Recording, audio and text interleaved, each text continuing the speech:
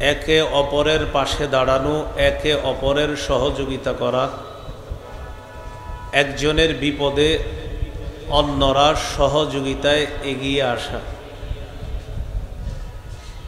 এই আয়াত, এই হাদিস কেন আপনাদের সামনে পেশ করলাম? আমাদের বাংলাদেশে হঠাৎ করে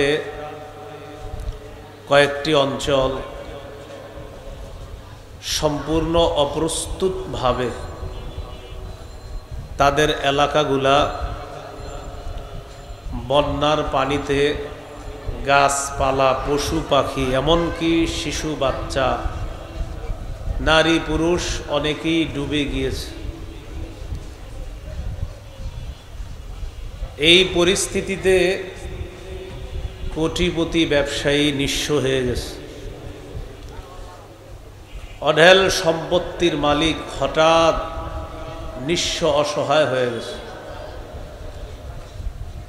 এই মানুষগুলার পাশে সারা বাংলাদেশ থেকে যে যেভাবে পারতেছে, যার যার অবস্থান থেকে সবাই তাদের পাশে দাঁড়ানোর চেষ্টা করতেছে, চলতেছে, এবং এই চেষ্টা অব্যাহত থাকবে ইনশাআল্লাহ।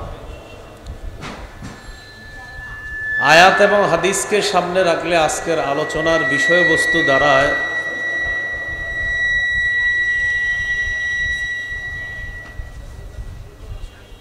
আয়াত হাদিসকে সামনে রাখলে আজকের আলোচনার বিষয়বস্তু দাঁড়ায় মানব সেবা করা। কি করা? মানব সেবা। মানব সেবা সম্পর্কে ভূমিকায় কয়েকটি কথা শুনি, এরপর মূল বক্তব্য আলোচনা করব। আল্লাহ তাআলা সূরা মাঈদার 2 নম্বর আয়াতের অংশ বিশেষে বলেন, ওয়া তাআওয়ানু আলাল বিররি ওয়াত তাকওয়া, পুণ্যের কাজে এবং তাকওয়ার ক্ষেত্রে তোমরা একে অপরের সহযোগিতা করো। ওয়ালা তাআওয়ানু আলাল ইসমি ওয়াল উদওয়ান, গুনাহের কাজে সীমালঙ্ঘন এবং নাফরমানিতে একজন আরেকজনকে সহযোগিতা করো না। ওয়াত্তাকুল্লাহ, তোমরা আল্লাহকে ভয় করো। ইন্নাল্লাহা শাদীদুল ইকাব, নিশ্চয় আল্লাহ কঠিন শাস্তিদাতা। আবু দাউদের বর্ণনা 4944 নম্বর হাদিস। এই হাদিসটি আমি বলবো, বলার পর অনুবাদ আমরা সবাই মিলেমিশে করব। বলেন ইনশাআল্লাহ।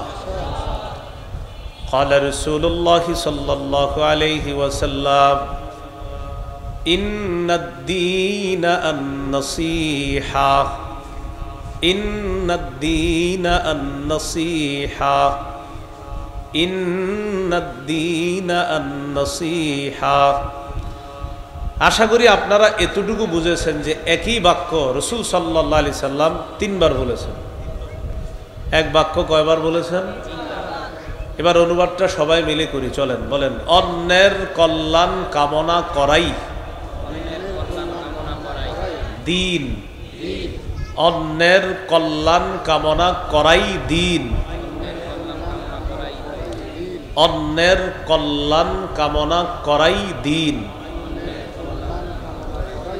রাসূলুল্লাহ সাল্লাল্লাহু আলাইহি সাল্লাম বাক্যটি কয়বার বলেছেন? 3 বার। আমরা অনুবাদও শিখলাম কয়বার? 3 বার।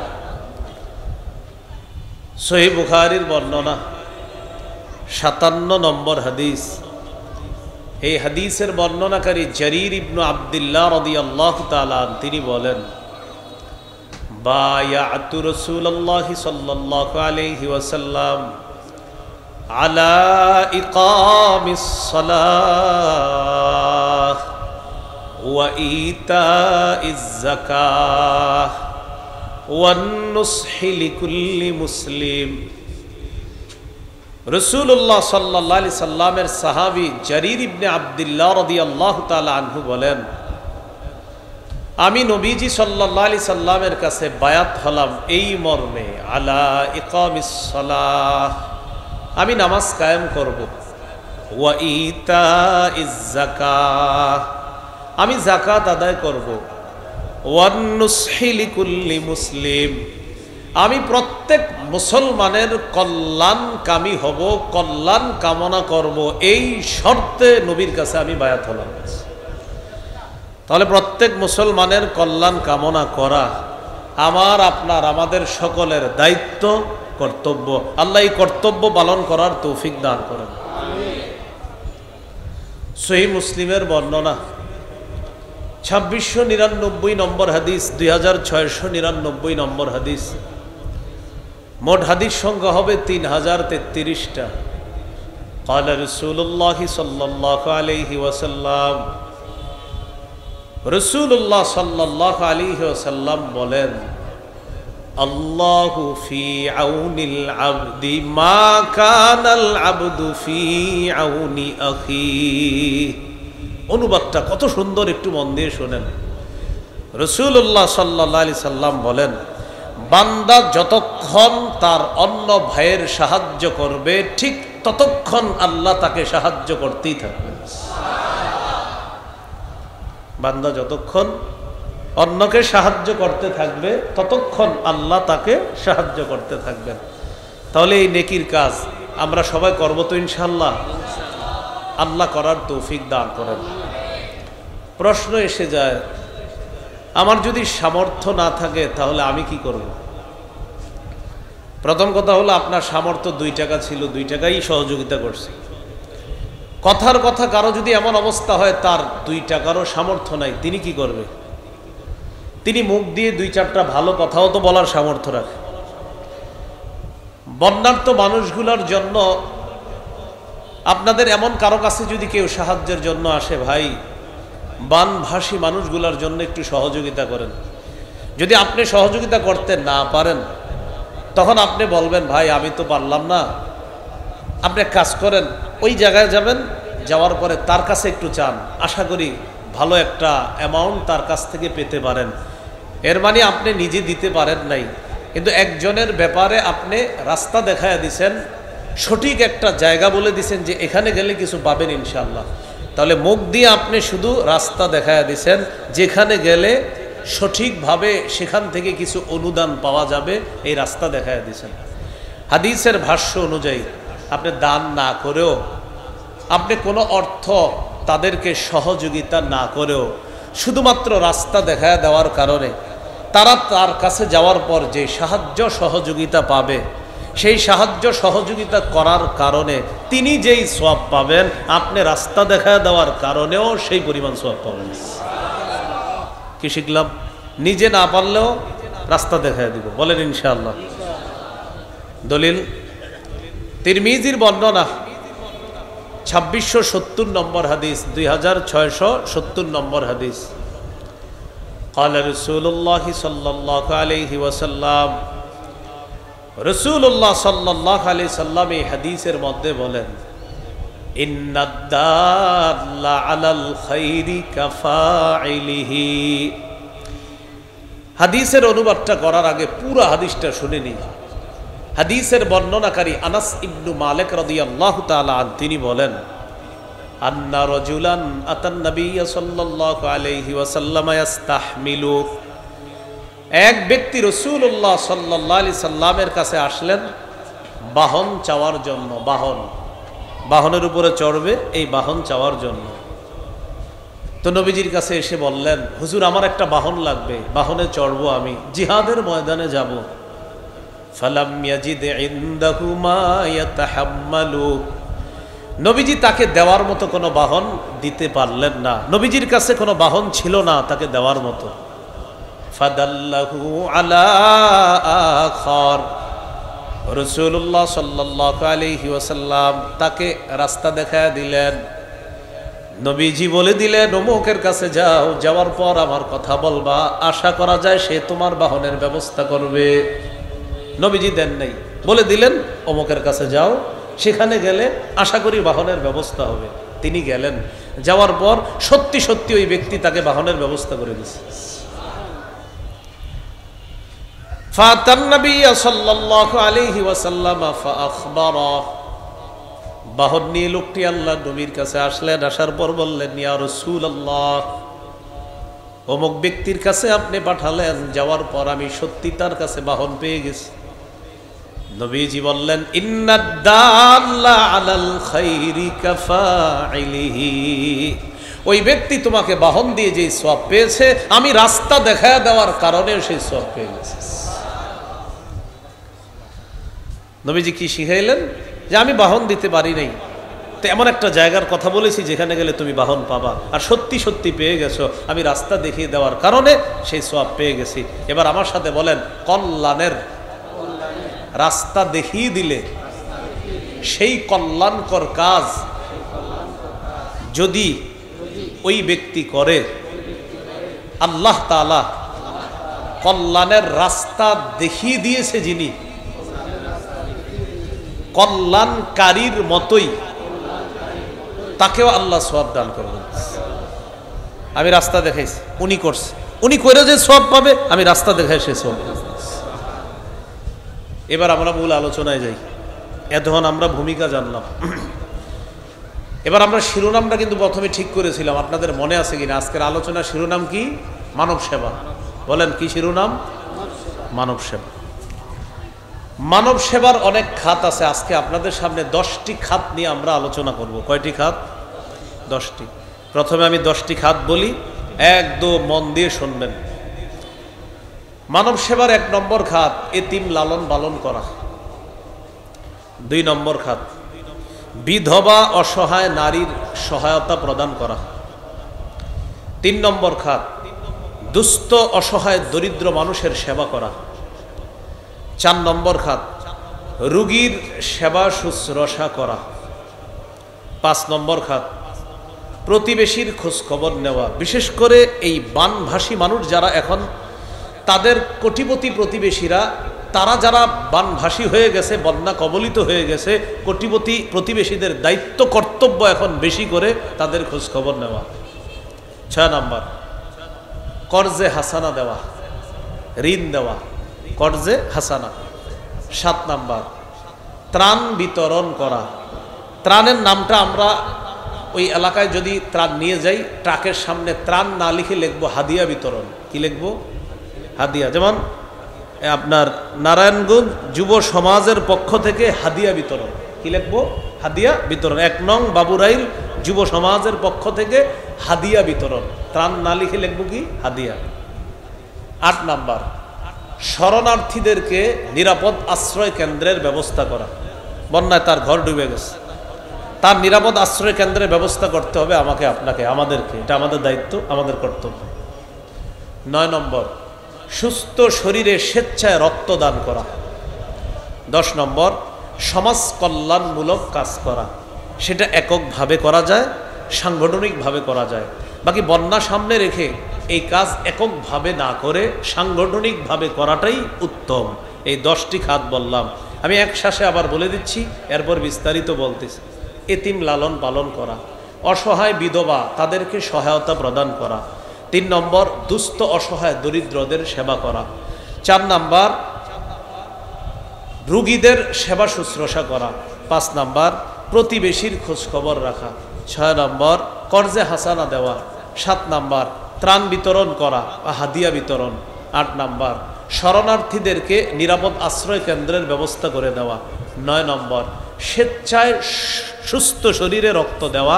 10 নম্বর সমাজ কল্যাণমূলক যে কোনো ভালো কাজ করা।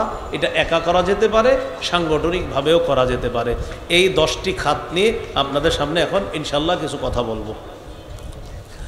1 নম্বর খাত এতিমের লালন পালন করা। বন্যা পরবর্তীতে অনেক এতিম পাওয়া যাবে, ইতিমধ্যে পাওয়া গিয়েছে।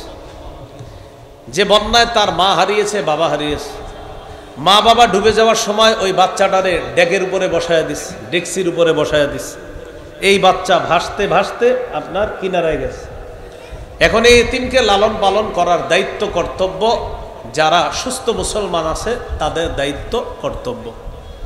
সূরা বাকারার 83 নম্বর আয়াতে আল্লাহ বলেন, লা তা'বুদুনা ইল্লাল্লাহ وبالوالدين إحسانا وذي القربى واليتامى والمساكين আল্লাহ তাআলা বলেন লা তা'বুদুনা ইল্লাল্লাহ, আল্লাহ ছাড়া কারো ইবাদত করবা না, আল্লাহ ছাড়া কারো ইবাদত করবা না। ওয়া বিল ওয়ালিদাইনি ইহসানা, পিতা মাতার প্রতি সদাচরণ করো। ওয়াদিল কুরবা, নিকট আত্মীয়ের প্রতি সদাচরণ করো। ওয়াল ইয়াতামা, এতিমের প্রতি সদ্ব্যবহার করো। ওয়াল মাসাকিন, যারা দরিদ্র অসহায় তাদের প্রতি সদ্ব্যবহার করো। এখানে আল্লাহ তাআলা অনেকগুলা খাত সম্পর্কে আলোচনা করেছেন। এর মধ্যে আল্লাহ তাআলা বিশেষভাবে এতিমদের কথা বলেছেন। তাদের লালন পালন করা, তাদের সাথে সদ্ব্যবহার করা, এটা আমাদের দায়িত্ব, কর্তব্য। শুধু যে বন্যা কবলিত এলাকার এতিমদেরকে আমরা ভালো ব্যবহার করব এমন না, এই নারায়ণগঞ্জেও কোনো এতিম থাকলে তাদের সাথেও ভালো ব্যবহার করতে হবে।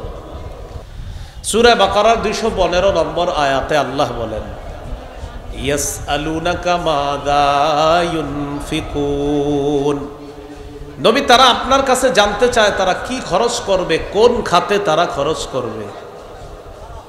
কুল মা আনফাকতুম মিন খাইরিন ফালিল ওয়ালিদাইন ওয়াল আকরাবিনা ওয়াল ইয়াতামা ওয়াল মাসাকিনি ওয়াবনিস সাবিল। সাহাবায়ে কেরাম আপনার কাছে জানতে চায় তারা কি খরচ করবে, কোন খাতে খরচ করবে। নবী আপনি বলেন তোমরা যেই সমস্ত ভালো মালগুলা খরচ করো, এই মাল তোমরা খরচ করবা মা বাবার পিছনে। কার পিছনে?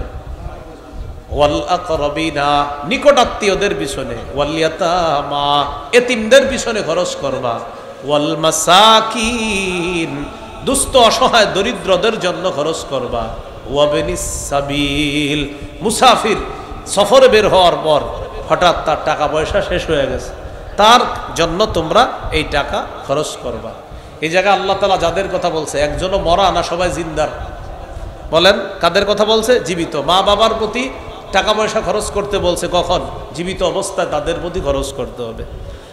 তো সবগুলা জীবিত মানুষের কথা বলছে। আমাদের মাঝে অনেক সময় কি হয়, জীবিত মানুষের জন্য খরচ করি, অনেক সময় আমরা মৃত মানুষদেরকেও টাকা পয়সা দিয়ে আসি। কাজগুলা ঠিক না, এগুলা অন্যায়। মৃত মানুষের কবরের সামনে বসে একটা বাচ্চা ভিক্ষা করে, স্যার 10টা টাকা দেন, রুটি খাবো, কলা খাবো, দেয় না। ওই লোকটা মৃত মানুষের কবরে গিয়ে 10,000 টাকা দিয়ে আসে। 10,000 টাকা দিয়ে বের হওয়ার পর দেখে ওই বাচ্চাটা মারা গেছে, যে 10 টাকা চাইছিল চা বিস্কুট খাওয়ার জন্য। এখন ওই লোকটা 3-4 হাজার টাকা দেয় তার কাফন দাফনের ব্যবস্থা করার জন্য। জীবিত অবস্থায় চাইছিল কত টাকা, মরার পর খরচ করতেছে কত? এখন 3-4 হাজার। আমাদের মারা মস্তিষ্ক এখন এমন হয়ে গেছে, জীবিত মানুষে মানুষ দিতে চায় না, মরা মানুষের জন্য জান দিয়ে দিতে চায়। জীবিত অবস্থায় চাইলো 10 টাকা, দেয় না। মরে যাওয়ার পর উনি দেয় 3,000, আরেকজনে দেয় 10,000, আরেকজন 5,000। কয় তার লাশ পৌঁছানোর ব্যবস্থা করতে হবে, অথচ ছেলেটা কতক্ষণ করতেছে 10টা টাকা দেন, 10টা টাকা দেন। আমাদের একে অসুস্থ আজীব মস্তিষ্ক হয়ে গেছে। আমরা মাঝে মাঝে মান্যত করি অমুক মরা জায়গায় গিয়ে টাকা দিব। হারাম, স্পষ্ট হারাম। মরা জায়গায় টাকা দেবেন, মান্যত করা, এই মান্যত করেনও না, এই মান্যত আদায় হবে না। সেখানে যে টাকা দিচ্ছেন হারাম, এর কারণে আপনার গুনাহ হবে। মৃত্যুর পর শাস্তির জন্য আপনি অপেক্ষা করেন। মনে মনে ভাবতে পারেন আপনি নতুন করে এসে এই কথা বলতেছেন, ফাও ফাও, আপনার কথা মানি না। আমি বলছি না আপনি মানার জন্য, তবে আবেদন করতেছি মানার জন্য। মানলে ভালো, না মানলে খবর আছে। তো বলছিলাম এতিমদের জন্য টাকা পয়সা খরচ করতে বলছে আল্লাহ তাআলা। বিপরীত দিকে বন্যা কবলিত যেই সমস্ত এলাকা, এই এলাকা এমন কিছু এতিম পাওয়া যাবে যে এতিমের মা বাবা অনেক টাকা পয়সা ব্যাংকে রেখে গেছে। তো বলেন তো স্বাভাবিকভাবে এই টাকা পয়সাগুলো এখন পাবে কে? ওই সন্তান, শিশু সন্তান। এলাকার কিছু হোমলা চোমলা নেতা খেতারা কি করবে? তারে টার্গেট করে যে এই এতিমের দায়িত্ব নিতে হবে। কেন? বড় হলে ছলে বলে কৌশলে ওর থেকে যেন কিছু হাতিয়ে নেওয়া যায়। এই জাতীয় অসুস্থ মস্তিষ্ক আর দুশ্চরিত্রের কিছু মানুষও পাওয়া যায়। এদেরকে হুঁশিয়ার করে আল্লাহ সূরা নিসার 10 নম্বর আয়াতে বলেন, ইন্না ইয়াকুলুনা আমওয়ালাল ইয়াতামা যুলমা, ইন্নামা ইয়াকুলুনা ফি বুতুনিহিম নারা ওয়া সায়াসলাউনা সাঈরা। যারা অন্যায়ভাবে এতিমের সম্পদ পেটে ঢুকায়, এতিমের সম্পদ যারা অন্যায়ভাবে খায়, তারা পেটের মধ্যে আগুন ঢুকায়, আগুন খায়। এবার এক অংশ আমি বলি, আরেক অংশ আপনারা বলেন তো, যারা এতিমের সম্পদ খায় তারা কি খায়? যারা এতিমের সম্পদ পেটে ঢুকায় তারা পেটে কি ঢুকায়? ওয়াসায়াসলাউনা সাঈরা, সত্তর অচিরেই তারা প্রজ্বলিত আগুন জাহান্নামে প্রবেশ করবে। বলি নাউজুবিল্লাহ। আবার আঙ্গুলের দিকে তাকান, এই দুই আঙ্গুল দেখেন, হালকা একটু ফাঁকা আছে মাঝখানে, ঠিক না? এই দুই আঙ্গুল হালকা ফাঁকা আছে না? আচ্ছা, সহিহ বুখারীর বর্ণনা 5304 নম্বর হাদিস। قال رسول الله صلى الله عليه وسلم أنا وكافل اليتيم في الجنة هكذا وأشار بالسبابة والوسطى وفرج بينهما। রাসূলুল্লাহ সাল্লাল্লাহু আলাইহি ওয়াসাল্লাম তর্জনী এবং মধ্যমা আঙ্গুলে ইশারা করে আল্লাহ নবী দুই আঙ্গুল এইভাবে ফাঁকা করে বলেন, আমি এবং এতিমের লালন পালনকারী এইভাবে পাশাপাশি জান্নাতে থাকবো। পাশাপাশি জান্নাতে থাকবো। এতিম লালন পালন করা অনেক বড় ফজিলতের কাজ। আপনার ভাই মারা গেছে, ভাতিজা এতিম হয়ে গেছে, তারে লালন পালন করবেন নেকির আশায়, সওয়াবের আশায়। এই নিয়তে লালন পালন করবেন না যে বড় ভাইয়ের কিছু সম্পত্তি আছে, ভাতিজারে দেখি কোনোভাবে লালন পালন করে ভাইয়ের সম্পত্তিগুলা ছিনিয়ে নেওয়া যায় কিনা। এই জাতীয় লোক কিন্তু নারায়ণগঞ্জ না থাকলেও বাংলাদেশে আছে। আল্লাহ বুঝার তৌফিক দান করেন। এখানে আছে, এখানে তো আরো বড় ধরনের আছে, এমনি ছোটখাটো আছে কিনা জানি না, এমনি বড় ধরনের আছে। আপনার হাজী সাহেব স্টাইলে আপনাদের সম্পদ ছিনতাই করবে, আপনার পাগড়ি স্টাইলে ছিনতাই করবে, আর বুঝাবে যে আমি নামাজ পড়ি এত রাকাত তত রাকাত, কিন্তু আপনার সম্পদ ছিনতাই করে নিয়ে যাবে। এটা কথা সারা জীবন মনে রাখবেন। জালেমকে যদি জালেম না বলেন, জালেমের জুলুমকে যদি জুলুম না বলেন, আপনার পরবর্তী প্রজন্ম নিশ্চিত বিপদের মধ্যে ঠেলে দিচ্ছেন। একথা লিখে রাখেন সাদা কাগজে, একথা সারা জীবন মনে রাখবেন। আল্লাহ তাআলা বলেছেন, ওয়ালা তারকানু ইলাল্লাযীনা যালামু, জালেমদের প্রতি ঝুঁকবা না, ফাতামাসসাকুমুন নার, আগুন তোমাদেরকে স্পর্শ করবে যদি জালেমের প্রতি ঝুঁকে যাও। সবাই বলেন, জালেম হব না, জুলুম করব না, জালেমের প্রতি ঝুঁকব না, জালেমের সহযোগী হব না। কটা কথা বললাম? চারটা। বলেন, জালেম হব না, জুলুম করব না, জালেমের প্রতি ঝুঁকব না, জালেমের সহযোগী হব না। যদি জুলুম করি, বলেন যদি জুলুম করি, যদি জালেমের সহযোগিতা করি, আল্লাহর কোরআনের ঘোষণা আগুন স্পর্শ করবে। তা চান আগুন স্পর্শ করুক? এই জন্য আল্লাহর কাছে ডেলি 2 রাকাত অতিরিক্ত নফল নামাজ পড়ে বলবেন, আল্লাহ মরার আগে বাংলাদেশে কোরআনের হুকুমত দেখে যেতে চাই। বলবেন, আল্লাহ ইসলামী হুকুমত মৃত্যুর আগে দেখে যেতে চাই, আপনি কবুল করেন। যেমন অনেকে অনেক দোয়া করতেন আর বলতেন, হুজুর না মনে হয় হবে না, হয়ে গেছে। ঠিক এরকম দোয়া করতে থাকবেন, আল্লাহ মরার আগে ইসলামী হুকুমত দেখে যেতে চাই, না আপনার মনে হবে না, না হবে না, হঠাৎ দেখবেন হয়ে গেছে। 20 বছর আগে দুনিয়াবাসী মনে করছে আফগানিস্তান, না না না হবে না, হয়েই গেল। হয়ে যাওয়ার পর গত 3 বছরে আফগানিস্তান সারা দুনিয়াবাসীরে বুঝাই দিছে, তোমাদেরকে গোনার টাইম নাই। কিসের টাইম নাই? অমুক দেশ কয় তাদেরকে স্বীকৃতি দিব না, আফগানিস্তান কয় তো সমস্যা কি, দিও না। অমুক দেশ কয় তোমাদের ওটা বন্ধ করে দিব, আফগানিস্তান কয় সমস্যা নেই। গত বছর সারা পৃথিবীতে মাঝে মাঝে আফগানিস্তানের মুদ্রার অবস্থান 3-3-এ এসে গেছে, 3-3। সারা দুনিয়া কি বলে, তোমারে সমর্থন করব না, তোমার পাশে থাকবো না। আফগানিস্তান কয় কিচ্ছু লাগবে না, তোমরা থাকা লাগবে না, আল্লাহ থাকলে হবে। আল্লাহ কথাগুলা বুঝার তৌফিক দান করেন। দুস্থ অসহায় মানুষদের খাবার খাওয়ানো, তাদের খাদ্য ইত্যাদির ব্যবস্থা করে দেওয়া। তো আমি আশাবাদী নারায়ণগঞ্জ থেকে ইতিমধ্যে অনেক কাফেলা গেছে ওখানে, তো হয়তো আরো যাবে। তো যাই হোক, গিয়েছে বা আপনারা এখান থেকেও তাদের জন্য কিন্তু সহযোগিতা পাঠাতে পারেন। আল্লাহ তৌফিক দান করেন। 4 নম্বর খাত মানব সেবার। সুস্থ আমরা যারা আছি আমাদের দায়িত্ব কর্তব্য হলো অসুস্থ মানুষের সেবা নিশ্চিত করা। বন্যা পরবর্তী সময় এমন অনেক মানুষ পাওয়া যাবে যারা 8 দিন 10 দিন বাহিরে আসতে পারে নাই, কোথাও যাইতে পারে নাই, অসুস্থ হয়ে গেছে, হসপিটালে যাইতে পারে নাই। এই তাদের সেবা নিশ্চিত করা এটা দায়িত্ব কর্তব্য। আপাতত 4টা বিষয়ে খুব খেয়াল করতে হবে: খাদ্য, বস্ত্র, বাসস্থান, স্বাস্থ্য। খাদ্য, বস্ত্র, বাসস্থান, স্বাস্থ্য, এই 4টা বিষয় খুব গুরুত্ব দিতে হবে তাদের জন্য। তো বলছিলাম স্বাস্থ্য সেবা। তিরমিজির বর্ণনা 2737 নম্বর হাদিস, 2737। قال رسول الله صلى الله عليه وسلم للمؤمن على المؤمن 6 خصال। রাসূলুল্লাহ সাল্লাল্লাহু আলাইহি সাল্লাম বলেন, একজন মুমিনের উপর আরেক মুমিনের জন্য 6টি হক আছে। বলেন তো আপনাদের জন্য আমার উপর কয়টি হক? আপনাদের উপর আমার জন্য কয়টি হক? 6টি। 1 নম্বর, ইয়াউদুহু ইদা মারিদ। যখন কোনো মুমিন মুসলমান অসুস্থ হবে তাকে দেখতে যাওয়া। 2 নম্বর, ওয়াশহাদুহু ইদা মাতা। কোনো মুসলমান মারা গেলে তার কাফন দাফনে অংশগ্রহণ করা। 3 নম্বর, ওয়ায়ুজিবুহু ইদা দাআ। দাওয়াত দিলে তার দাওয়াত গ্রহণ করা। ওজোর না থাকলে দাওয়াত গ্রহণ করা। ওজোর থাকলে ভিন্ন কথা, ওনার ওজোর থাকতে পারে। তো ওজোর না থাকলে কোনো মুসলমান দাওয়াত দিলে দাওয়াত গ্রহণ করা। এখানে একটা বিষয় ক্লিয়ার করে দেওয়া দরকার। নারায়ণগঞ্জ অনেক আসছি এই এলাকায় বয়ানে, মনে মনে এসে গেছে অনেকের, তা আপনি তো একদিনও খান নাই আমাদের এলাকায় এসে, এটা আসতে পারে অনেকের মনে। আমার ওজোর আছে এই জন্য আমি খাই না ভাই। তো এই জন্য বললাম 3 নম্বর, ওয়ায়ুজিবুহু ইদা দাআ। দাওয়াত দিলে ওজোর না থাকলে দাওয়াত গ্রহণ করা। তো আপনাদের যাদের মনে প্রশ্ন আছে তা আপনি খান না কেন? আমার ওজোর আছে এই জন্য আমি এই দাওয়াতটা গ্রহণ করতে পারি না। 4 নম্বর, ওয়ায়ুসাল্লিমু আলাইহি ইদা লাকিয়া। মুসলমানের সাথে সাক্ষাৎ হলে তাকে সালাম দেওয়া।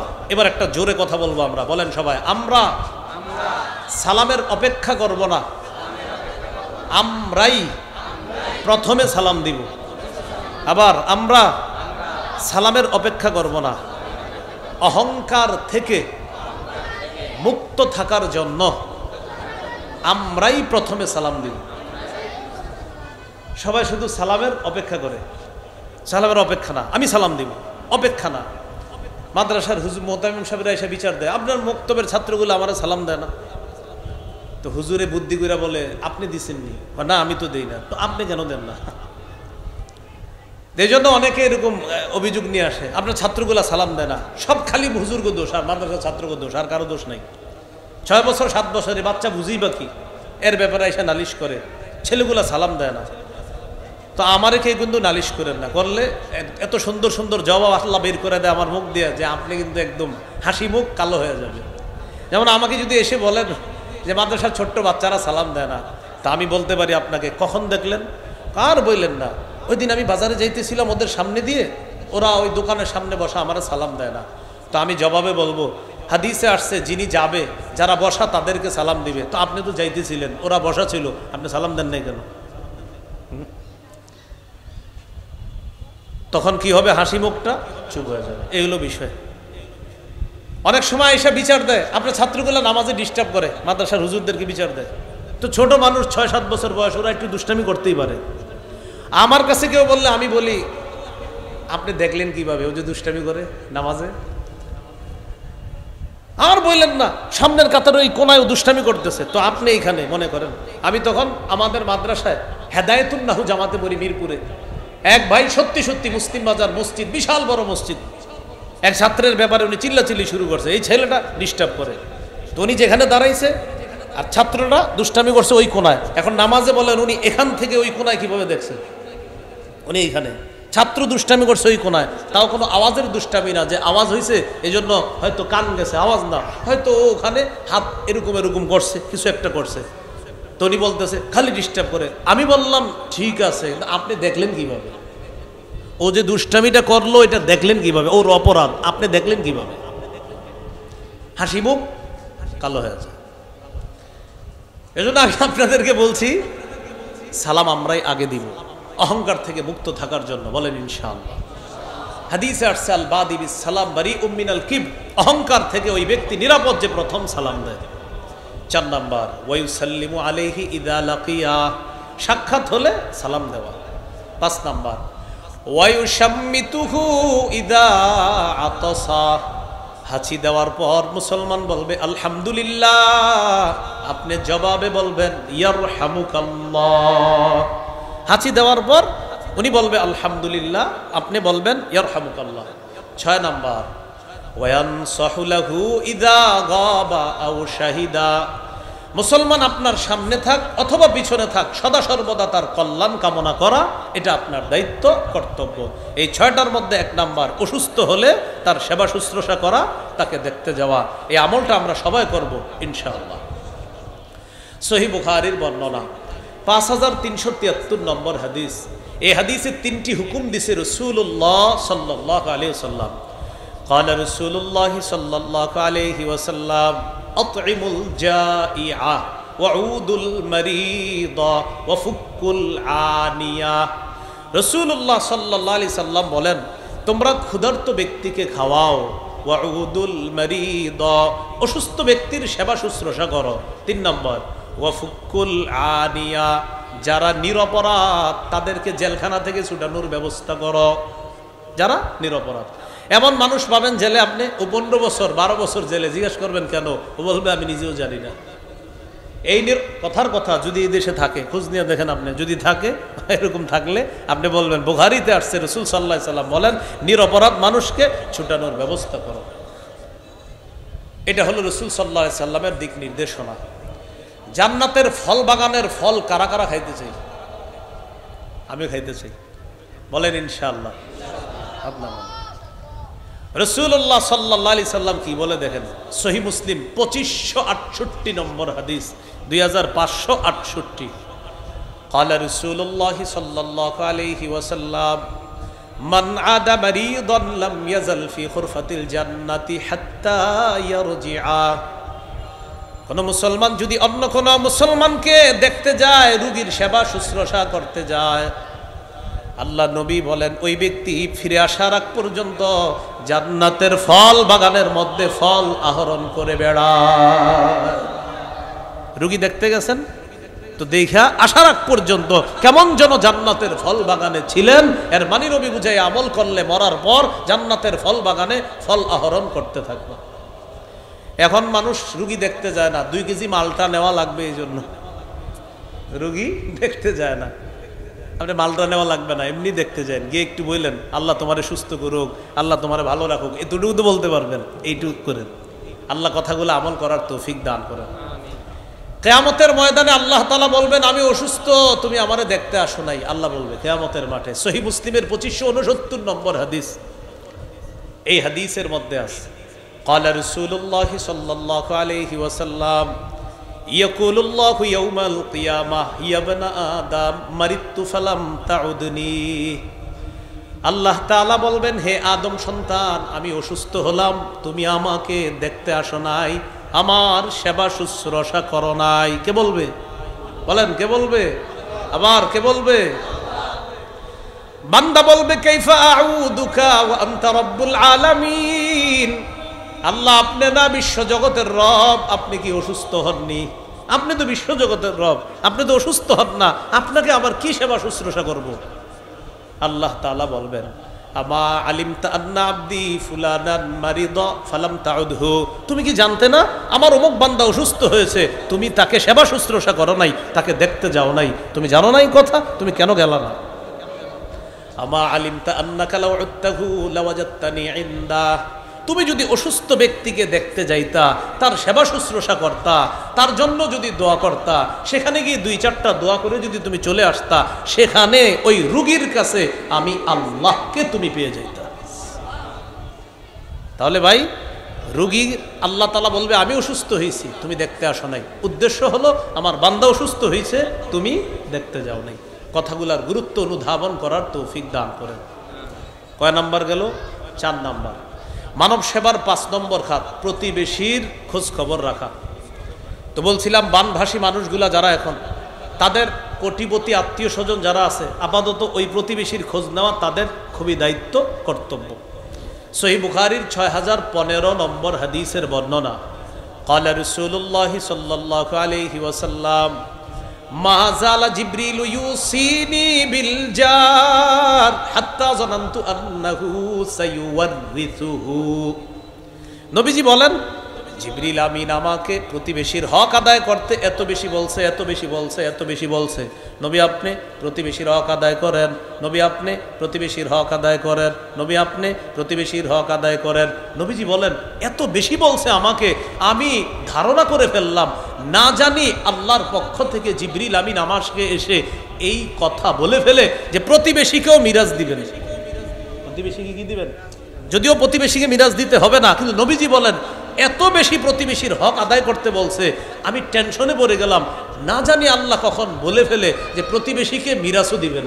এটা আল্লাহ কিন্তু বলে নাই, কিন্তু নবীজি বলেন এত বেশি আমাকে প্রতিবেশীর হক আদায় করতে বলছে। প্রতিবেশীর হক আদায় করবো তো ইনশাল্লাহ। দুই পাশে বাড়ি বানান না, যেমন আপনারা প্রতিবেশীর বাড়ি একতলা, আপনি বাড়ি বানাইছেন 6 তলা। রাসূলুল্লাহ সাল্লাল্লাহু আলাইহি সাল্লামের হাদিস প্রমাণ করে তুমি যে 6 তলা বাড়ি বানায়া আমার উম্মতের বাতাস বন্ধ করলা, আমি নবী কিন্তু কাজটা পছন্দ করিনি। কি হইল বিষয়টা? জায়েজ আছে? আপনি 6 তলা বাড়ি বানানো জায়েজ আছে? নবীজি বলতেছেন তুমি বাড়ি বানাবা আমার উম্মতের বাতাস বন্ধ করবা, না না বিষয়টা আমি নবীর ভালো লাগে নাই। তাহলে কি করবেন? আপনি বড় বাড়ি বানানোর আগে প্রতিবেশীর সাথে একটু কথা বলবেন, ভাইজান আমি তো একটা বাড়ি বানাবো, আমার 2-3টা সন্তান, 3-4 তলা করতে হবে, আপনার বাড়ি এখনো 1 তলা, আমার বাড়িটা 3 তলা করলে আপনার তো এই পাশের বাতাস বন্ধ হবে, আপনি অনুমতি দিলে বাড়ি বানাইতে পারি। উনি অবাক হবে, আশ্চর্য হবে, দোয়াও করবে। উনি জিজ্ঞাসা মনে আপনাকে জিজ্ঞাসা করবে, ভাইজান আপনার বাড়ি আপনি বানাবেন, আমার কাছে জিজ্ঞাসা করার কি আছে? তখন আপনি বলবেন হাদিসে আসছে আমি বাড়ি বানানোর জন্য আপনার বাতাস বন্ধ না করি, তাই আপনার কাছ থেকে আগে থেকে মাপ চাইতে আসছি। উনি খুশি হবে, উনি দোয়া করবে, উনি বলবে আপনি বাড়ি বানান। তো এটা কিন্তু নাজায়েজ না, আপনি বাড়ি বানান জায়েজ আছে, কিন্তু নবীজি বলতেছেন যে তুমি বাতাস বন্ধ করবা, না না বিষয়টা না আমার পছন্দ হয় নাই। তাহলে এটা কতটা গুরুত্বপূর্ণ কথা, আল্লাহ আমাদেরকে বোঝার তৌফিক দান করেন। প্রতিবেশী সম্পর্কে আমার লম্বা একটা আলোচনা আছে, যারা এই জায়গায় আমার বয়ান দেখেন শুনেন, এই আলোচনাটা একটু সার্চ দিয়ে শুনে নেবেন বা এদের কাছেও পাইবেন। এই আলোচনা প্রতিবেশী সম্পর্কেই লম্বা একটা আলোচনা আছে, আলোচনাটা ইনশাল্লাহ একটু মন দিয়ে দেখে নিন, যেমন আমরা মূল আলোচনায় চলে যাই। রাসূলুল্লাহ সাল্লাল্লাহু আলাইহি সাল্লাম বলেন যে প্রতিবেশী সম্পর্কে আমাকে এত বেশি বলছে, আমি ভেবে ফেললাম, ধারণা করে ফেললাম না জানি প্রতিবেশীকে উত্তরাধিকার বানায় দেয়। প্রতিবেশীর হক আমরা যেন আদায় করতে পারি, আল্লাহ তৌফিক দান করেন। সহিহ মুসলিমের 46 নম্বর হাদিস, এই হাদিসের অনুবাদটা আমি আপনাদেরকে সাথে নিয়ে করব, বলেন ইনশাআল্লাহ। ক্বালা রাসূলুল্লাহি সাল্লাল্লাহু আলাইহি ওয়াসাল্লাম ওয়াল্লাযী লা ইয়ামানু জারুহু বাওয়াইকা, যে ব্যক্তির অনিষ্টতা থেকে তার প্রতিবেশী নিরাপদ নয় সে মুমিন নয়, সে মুমিন নয়, সে মুমিন নয়, যার অনিষ্টতা থেকে তার প্রতিবেশী নিরাপদ নয়। নবীজি বলেন আল্লাহর কসম সে মুমিন নয়, সে মুমিন নয়, সে মুমিন। সিলসিলাতুস সহিহা একটা হাদিসের কিতাব, এই কিতাবের 146-149 নম্বর হাদিস, এই হাদিসের মধ্যে আছে ক্বালা রাসূলুল্লাহি সাল্লাল্লাহু আলাইহি ওয়াসাল্লাম লাইসাল মুমিনুল্লাযী ইয়াশবাউ ওয়া জারুহু জাইউন ইলা জামবিহি। রাসূলুল্লাহ সাল্লাল্লাহু আলাইহি সাল্লাম বলেন ওই ব্যক্তি ইমানদার নয় যে উদর পূর্ণ করে খায়, পেট ভরে খায়, কিন্তু তার প্রতিবেশী ক্ষুধার্ত থাকে, সে মুমিন না। নবীজি বুঝাইতে চায় আমার একজন উম্মত না খেয়ে আছে আর তুমি পেট ভরে খাইলা, এটা কেমন কাজ করলা তুমি? নবীজি বলেন কোন উম্মত তুমি পেট ভরে খাইলা আর পেট ভরপূর্ণ করলা, আমার উম্মতটা 2 দিন না খেয়ে আছে, তুমি একবারও খোঁজ খবর নিলা না, আর তুমি কেমন ইমানদার? নবী বলেন সে মুমিন না যে পেট ভরে খায় আর তার পার্শ্ববর্তী ইমানদার ক্ষুধার্ত থাকে। ভাই একটু খোঁজ খবর নিয়েন সবার। আপনাদের বাসা বাড়ি আছে, এরকম রাস্তাঘাটে অনেক অসহায় ছেলে মেয়ে পাবেন, রাস্তাঘাটে ঘুমায়, আশেপাশে ঘুমায়, খাবার পায় না, ক্ষুধার্ত থাকে, কখনো আপনারে বলেও না, হয়তো ক্ষুধার জ্বালা এরা সহ্য করে ফেলেছে, মাঝে মাঝে চুপি চুপি বিরিয়ানির প্যাকেট কিনে দিয়ে দিয়ে। বলেন ইনশাআল্লাহ, আল্লাহ আমল করার তৌফিক দান করেন। কয় নম্বর গেল? 5 নম্বর। মানব সেবার 6 নম্বর খাত কর্জে হাসানা দেওয়া। অনেক মানুষ নিঃস্ব হয়ে গেছে। ফেনীর একজন 8 কোটি টাকার মাছের ঘের শেষ। কয় কোটি? 8 কোটি, ব্যাস বেচারা সব শেষ। তো এটা তো তারটা আমরা জানছি দিকে বললাম, আরো তো অনেক মানুষ আছে। আপনার দোকান ডুবস, এরপরে আপনার 2 তলা মার্কেট ডুবে গেছে। তো এই মার্কেটে কত মানুষের দোকান, কোটি কোটি টাকা লস খেয়ে গেছে। এখন তাদের আত্মীয় স্বজনের মধ্যে যারা কোটিপতি, তারা চাইলে তাদেরকে কর্জে হাসানা দিতে পারে, এই বলে যে তুমি আবার ঘুরে দাঁড়াতে পারবা যখন, তখন টাকাগুলো পরিশোধ করবা ইনশাআল্লাহ। কর্জে হাসানা দিলে এটা আবার ফেরত পাবে, কিন্তু সদকা করলে কিন্তু ফেরত পায় না, ঠিক না? ইবনে মাজার 2430 নম্বর হাদিস, রাসূলুল্লাহ সাল্লাল্লাহু আলাইহি সাল্লাম বলেন, মামিন মুসলিমিন ইউকরিজু মুসলিমান কারজান মাররাতাইন ইল্লা কানাকা সাদাকাতিহা মাররাতান। কোন মুসলমান যদি অন্য কোন মুসলমানকে 2 বার কর্জে হাসানা দেয়, যেই কর্জে হাসানাটা সে আবার ফেরত পাবে, এই 2 বার কর্জে হাসানা দেওয়ার কারণে আল্লাহ তাকে একবার সদকা না করেও সদকার সওয়াব দিয়ে দিবেন। আপনি কিন্তু সদকা করেন নাই, দিছেন কর্জ, এটার সওয়াব সদকার হিসাবে আল্লাহ আপনাকে দিবেন। এগুলো কর্জে হাসানা। 7 নম্বর, ত্রাণ বিতরণ বা হাদিয়া বিতরণ করা। এটা আলহামদুলিল্লাহ চলতেছে। সহিহ মুসলিমের বর্ণনা 2699 নম্বর হাদিস, খুতবায় যে হাদিসটা পড়ছে, ক্বালা রাসূলুল্লাহ সাল্লাল্লাহু আলাইহি ওয়াসাল্লাম, মান নাফাসা আন মুমিনিন কুরবাতাম মিন কুরাবিদ দুনিয়া। কোন ব্যক্তি যদি কোন মুমিনের দুনিয়াবি একটা পেরেশানি দূর করে, বলেন কোন মুমিনের কি দূর করে? ভাই সবাই মন দিয়া মহব্বতের সাথে বলি, কি দূর করে? কোন দুনিয়াবি পেরেশানি দূর করে। কয়টা? একটা। বলেন কয়টা পেরেশানি? নাফাসাল্লাহু আনহু কুরবাতাম মিন কুরাবি ইয়াউমিল কিয়ামাহ। আল্লাহ তাআলা কিয়ামতের ময়দানে তার কঠিন একটা পেরেশানি দূর করে দেবেন। আবু দাউদের বর্ণনা 4946 নম্বর হাদিস, ক্বালা রাসূলুল্লাহ সাল্লাল্লাহু আলাইহি ওয়াসাল্লাম, মান ইয়াসসারা আলা মু'সিরিন ইয়াসসারাহুল্লাহু আলাইহি। কেউ যদি অভাবগ্রস্ত, কঠিন বিপদগ্রস্ত কোনো মানুষকে সহজ করে দেয়, তার পাশে দাঁড়ায়। আপনি একজনের ঋণ দিয়েছেন, ঘটনাচক্রে যারে ঋণ দিয়েছেন উনি বন্যার মধ্যে পড়ে গেছে, এখন এই বন্যার পরে ঋণ আদায় করার কথা, আপনি তো গত 10 দিন এর খবরই পান নাই।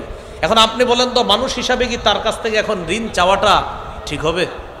বরং তাকে বলা, ভাইজান আমি বুঝতেছি আপনি বিপদে আছেন, আপনি ইনশাল্লাহ আবার ঘুরে দাঁড়ান, ব্যবসাটা আবার চালু করেন, কন্টিনিউ করেন, 5-6 মাস পরে আমার টাকাটা দিয়ে দিয়েন। এই যে তাকে আপনি একটু সুযোগ করলেন, সহজ করে দিলেন, একটা বিপদগ্রস্ত মানুষের একটা কঠিন বিষয় আপনি সহজ করে দিলেন, কিয়ামতের ময়দানে কঠিন বিপদ আল্লাহ সহজ করে দিলেন। 8 নাম্বার, শরণার্থীদেরকে আশ্রয় দেওয়া। আলহামদুলিল্লাহ, মসজিদ মাদ্রাসায় তালাশ করেন, শিশু পাবেন, নারী পাবেন, মুসলিম পাবেন, হিন্দু পাবেন, বৌদ্ধ খ্রিস্টানদেরকেও মসজিদে পাবেন, মাদ্রাসায় পাবেন। এটা কি প্রমাণ করে? ইসলাম যদি রাষ্ট্র ধর্ম হয়ে যায়, আর রাষ্ট্রে যদি ইসলাম কায়েম হয়ে যায়, মুসলমানও শান্তিতে থাকবে, অন্য ধর্মের মানুষও শান্তিতে থাকবে। বুঝে ঠিক না? না বুঝে? কিন্তু আমি যে ওয়াজটা করে গেলাম এটা এখানে রাখলে হবে না, আপনি হেঁটে হেঁটে প্রত্যেককে বলতে হবে, ভাই ইসলাম যদি কায়েম হয়ে যায় তুমিও শান্তিতে থাকবা, আমিও থাকবো। রিকশাওয়ালারে বলবেন, ভাই দোয়া করবা ইসলাম যেন কায়েম হয়, তুমিও শান্তিতে থাকবা, আমিও শান্তিতে থাকবো, হিন্দুও শান্তিতে থাকবে, অন্য ধর্মের মানুষগুলাও শান্তিতে থাকবে। আপনার হিন্দু কলিগ আছে, অফিসে চাকরি করে, তাকেও বুঝান, ভাই ইসলাম কায়েম হলে তুমিও ভালো থাকবা, আমিও ভালো থাকবো। আল্লাহ কথাগুলা বেশি বেশি প্রচার করার তৌফিক দান করেন। তো তাদের প্রতি দয়া প্রদর্শন করা। আবু দাউদের 4941 নম্বর হাদিস, ক্বালা রাসূলুল্লাহ সাল্লাল্লাহু আলাইহি ওয়াসাল্লাম, ইরহামু মান ফিল আরদ ইয়ারহামকুম মান ফিস সামা। দুনিয়াবাসীর প্রতি দয়া করো, আসমান ওয়ালা তোমাদের প্রতি দয়া করবে। সহিহ বুখারীর 7273 নম্বর হাদিস, ক্বালা রাসূলুল্লাহ সাল্লাল্লাহু আলাইহি ওয়াসাল্লাম, লা ইয়ারহামুল্লাহ মান লা ইয়ারহামুন নাস।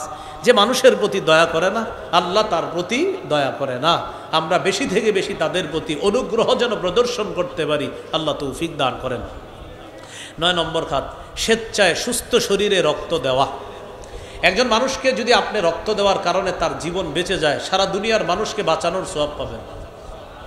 সূরা মাইদার 32 নম্বর আয়াত, মান আহইয়াহা ফাকান্নামা আহইয়ান নাসা জামিআ। কেউ যদি একজন নিরপরাধ মানুষের জীবন বাঁচায়, আল্লাহ তাআলা তার জন্য কোরআনে ঘোষণা করেন, কেউ যদি একটা মানুষের জীবন বাঁচায় কেমন যেন সে সারা পৃথিবীর মানুষের জীবন বাঁচায়। বিপরীত দিকে কেউ যদি একটা নিরপরাধ মানুষকে হত্যা করে, ফাকান্নামা কাতালান নাসা জামিআ, সে কেমন যেন সারা পৃথিবীর মানুষকে হত্যা করে। হত্যা, নৃশংসতা থেকে আমাদের এই দেশ দেশের মানুষকে আল্লাহ হেফাজত করেন। 10 নম্বর, সমাজ কল্যাণমূলক কাজ করা। এটা এলাকা মাশাআল্লাহ, এই যে সামাজিক যুব সমাজ যারা, এরা শুধু মাহফিলই করে না, এরা সমাজের অন্য অনেক কাজ করে, ভালো ভালো কাজ। তো এই কাজগুলা বর্তমানে তাদের পাশেও এটা করা যায়। এটা সাংগঠনিকভাবে হতে পারে, একাও হতে পারে। বলছিলাম বর্তমানে সাংগঠনিকভাবে করা এটাই উত্তম।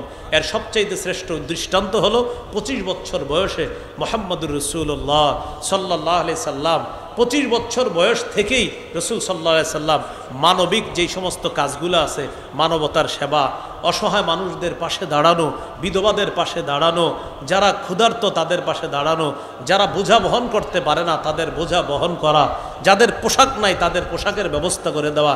আমাদের নবী নবুয়তের প্রকাশ ঘটানোর আগে থেকেই এই সামাজিক কাজগুলা আল্লাহ রসুল করতেন। সেই ধারাবাহিকতায় এখনো আমরা করছি, করব। যতদিন আমরা হায়াতে থাকব, মুসলমান কখনো আমরা কারো অশান্তি কামনা করব না। আমরা সবার শান্তি কামনা করে আল্লাহকে বলবো, আল্লাহ আমাদের এই দেশটা যেন পরিপূর্ণ শান্তিতে চলে আসে, এই জন্য এই দেশে আপনি ইসলামী হুকুমত চালু করে দেবেন। আল্লাহ তাআলা আমাদের সকলেরই মনের নেক বাসনাগুলা যেন পূরণ করেন।